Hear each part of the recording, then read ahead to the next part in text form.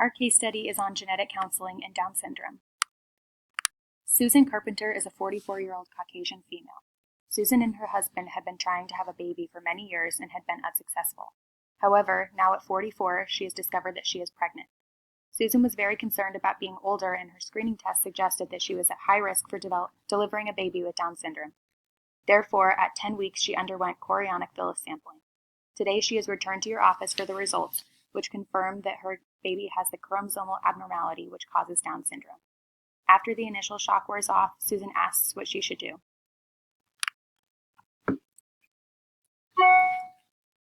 The background for this case includes a discussion of chorionic villus sampling. Chorionic villus sampling is a technique for performing genetic studies in the first trimester. Indications for CVS include increasing maternal age as indicated in this case study, previous children with a chromosomal abnormality, or a family history of chromosomal anomalies. Based on the American College of Obstetricians and Gynecologists guidelines, all women, regardless of age, should have the option of testing.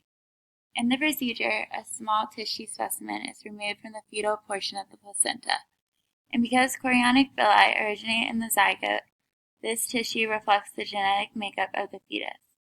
Physiologically, the procedure is relatively safe, with an increase in incidence of adverse effects such as placental abruption, preterm birth, and intrauterine growth restriction being comparable to those who did not undergo the testing. Psychosocially, pregnancy itself is one of the most stressful and depressing periods in a woman's life. Based on a study of 1,400 patients, mothers undergoing CVS had significantly higher rates of anxiety and depression compared to a control group, which had neither CVS or amniocentesis. Therefore, without considering the results of the testing, both the pregnancy and the CVS take a psychological toll on the mother. Because of the medical, educational, and developmental challenges associated with raising a child with Down syndrome, parents have to critically decide whether to terminate the pregnancy or cope with the associated stressors. A study by Nelson Goff found that parents felt emotions including grief, fear, mourning, denial, and guilt, with shock and anger being the primary emotions felt throughout the initial reaction phase. In this qualitative study, parents say feeling as though everything they had planned was over, and particular anxiety about the uncertainty for the future.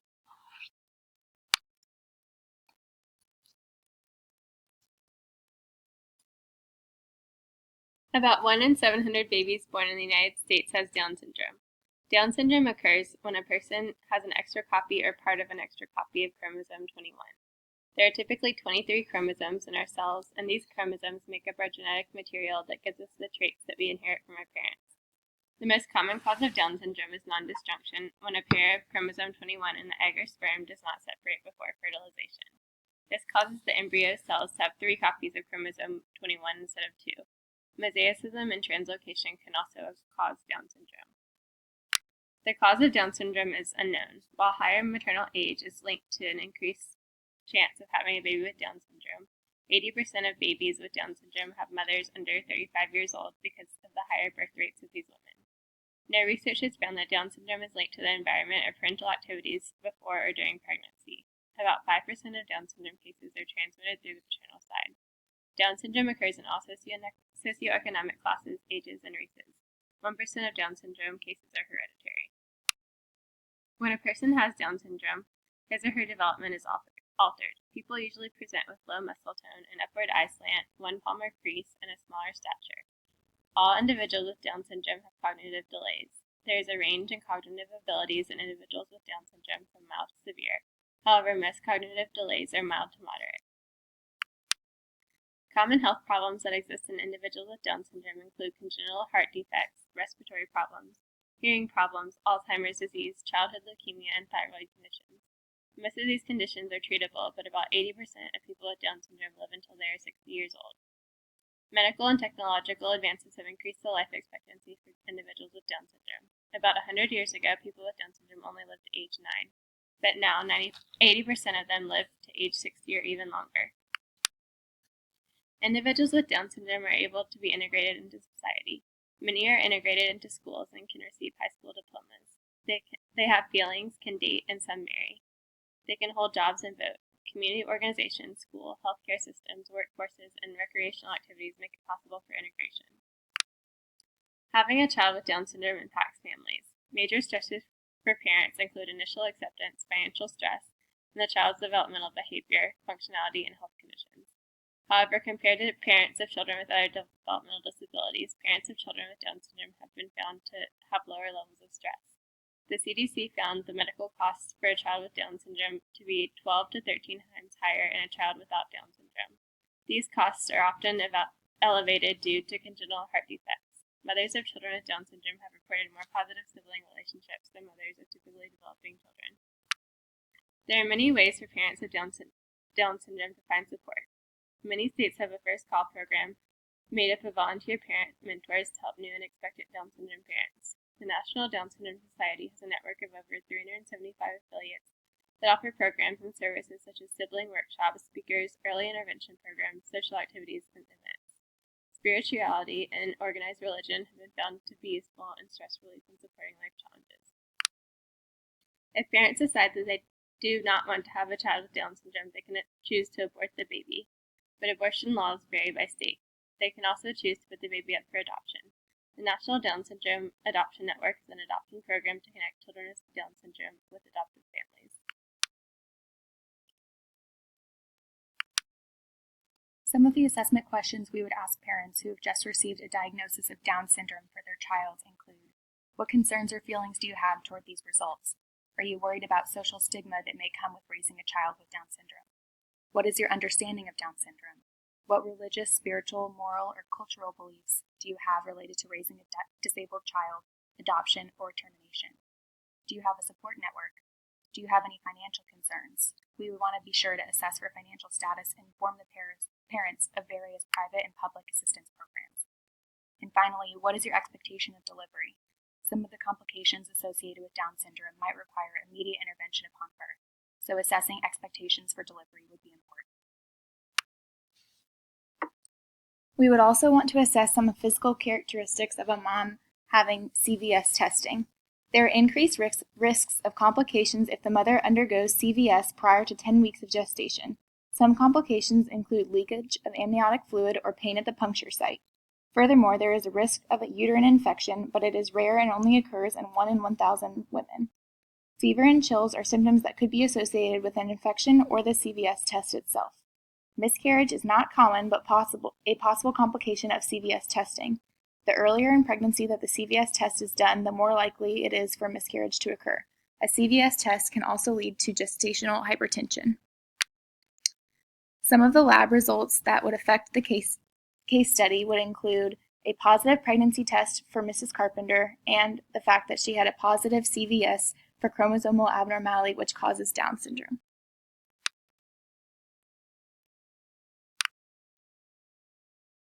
As the nurse, we provide genetic counseling to Susan and her husband through the use of non-directive communication. This would entail us providing factual and non-judgmental statements about Down syndrome and the options that she is presented with. First, we would discuss with her the genetics and diagnosis of Down syndrome, specifically how Down syndrome involves trisomy 21 of the chromosome, and the risk factors that can precipitate Down syndrome and the effect on future pregnancies, as well as discussing contraception with her. We would also talk about the accuracy of the chorionic villus sampling test, which is close to 100%, and that Down syndrome can present on a very wide spectrum. Then we discuss with her the 3 options that she has. In raising a child with Down syndrome, we'd remind her about the the delay in developmental milestones that she would see with her child, as well as the physical impacts and the social and educational support she might need, as well as the change in family dynamics.